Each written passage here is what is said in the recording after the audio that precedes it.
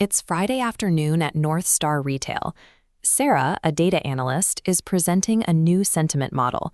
She's analyzed 10,000 customer reviews and arrived at a single optimistic finding.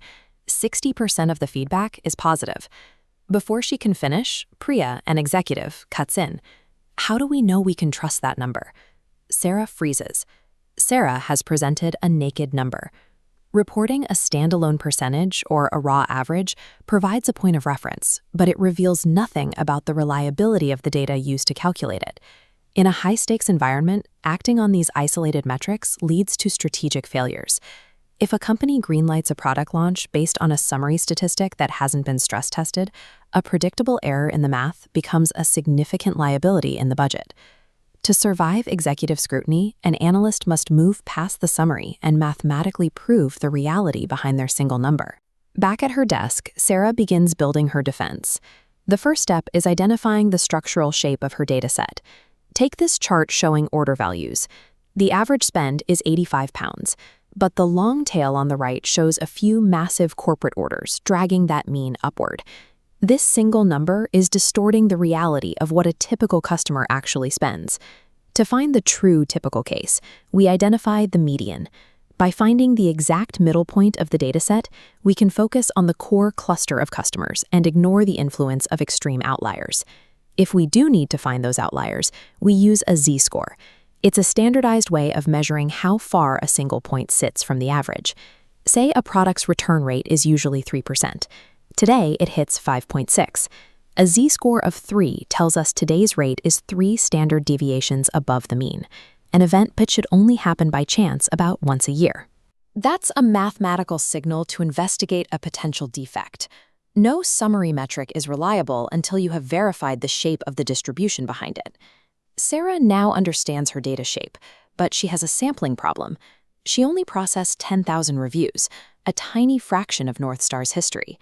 She has to prove this specific batch wasn't just a lucky fluke. This is the central limit theorem.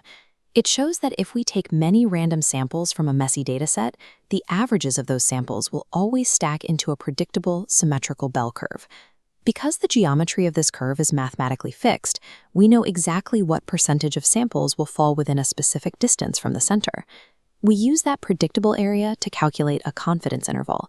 It's a boundary that tells us where the true value is likely to live.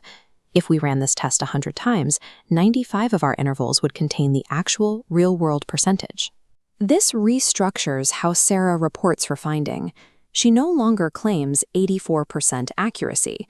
Instead, she says, our estimate is 84%, with a 95% confidence interval between 78 and 89%. Narrowing that range requires more data. To cut a margin of error in half, an analyst must quadruple the sample size. Uncertainty is a measurable cost. Honest data reporting never relies on a single point. It defines a defensible range. The final challenge is testing business changes. North Star is launching an Easy Returns banner to see if it reduces actual returns by clarifying expectations before the customer buys. To measure this, Sarah uses an A/B test. A control group sees the original page, while a treatment group sees the banner. When the groups show a difference, she calculates a p-value. This answers a specific question. Could random chance alone produce a difference this large? If the p-value is below 0.05, we can reject the idea that the result is just noise. However, a p-value can be misleading. With a massive sample size, a tiny gap, like a 0.01% lift, can be statistically significant, even if it has no impact on the bottom line. This is why Sarah also reports effect size. This measures the practical, real-world magnitude of the change. It tells the business if the improvement is large enough to justify the cost of the intervention. Proving a difference is mathematically valid is practically hollow unless you also prove the difference is large enough to matter. When Friday rolls around again, Sarah returns to the executive boardroom. This time, her numbers are fully defended.